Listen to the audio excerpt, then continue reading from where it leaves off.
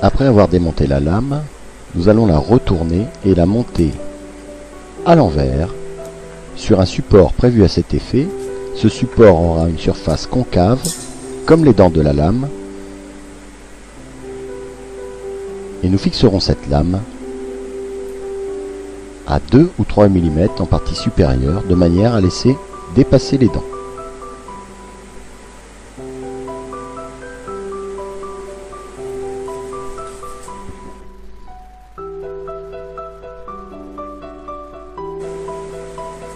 Pour affûter au tiers-point, nous allons fixer le support et sa lame dans la presse. En observant la lame, il y a 2 rangées de dents qui sont en opposition à partir du centre. Nous allons démarrer l'affûtage au tiers-point en partant du centre, puis en allant vers une extrémité.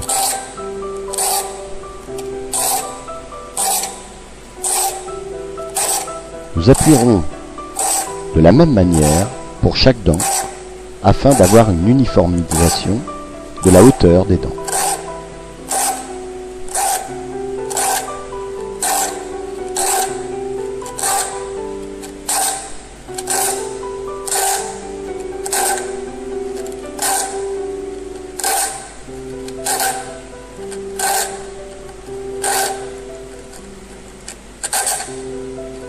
Il ne faudra pas oublier d'affûter la dernière dent.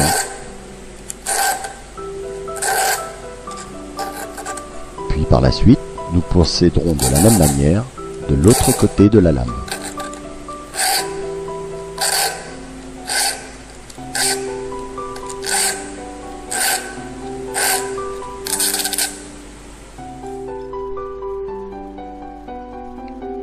Après avoir affûté les dents, nous allons créer un biseau afin de mieux faire pénétrer la lame dans le plaquage et d'obtenir un tranchage net et précis.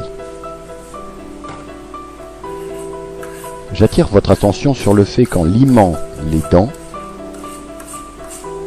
il faudra bien prendre la précaution de maintenir la lime afin de ne pas se couper l'extrémité des doigts. De même, nous inclinerons cette lime afin de créer un biseau, mais nous ne limerons pas avec excès, sinon les dents risquent d'être fragilisées.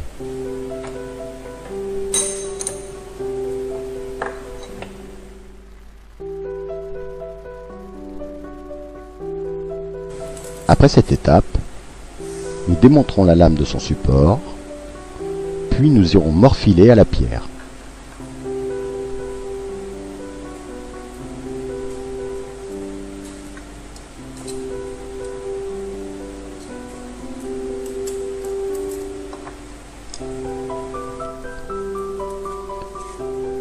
Sur cette pierre, nous commencerons par le plat de la lame.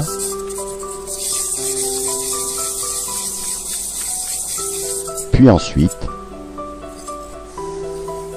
nous morfilerons le biseau en inclinant et en épousant le biseau sur la pierre. Nous procéderons alternativement jusqu'à obtention d'un biseau et d'une lame fine et prête à couper. Nous terminerons par le plat.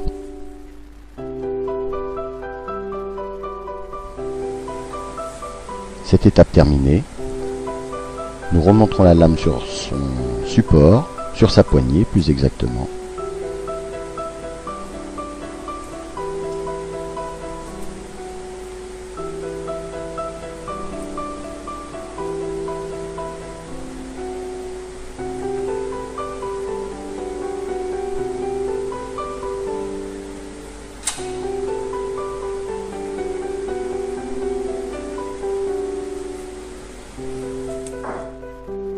Et nous procéderons à un essai de découpe du plaquage. Vérifiez bien à avoir entre possession une règle suffisamment épaisse, 35 à 40 mm minimum, afin d'éviter à la lame de monter sur le champ de la règle et de vous trancher le doigt.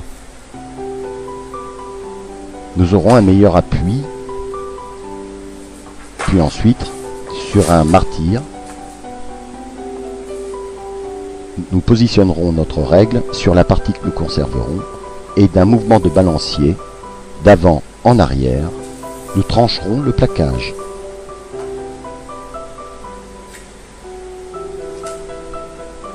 J'attire votre attention sur le fait que la lame possède 2 rangées de dents et que ces dents sont en opposition. Il faut les utiliser. D'un mouvement de balancier, nous trancherons aussi bien du plaquage de fil que du plaquage en travers fil. Veillez à bien utiliser ce mouvement de balancier. Si votre lame est bien affûtée, nous aurons une coupe nette, sans éclat, ce qui facilitera un jointage parfait.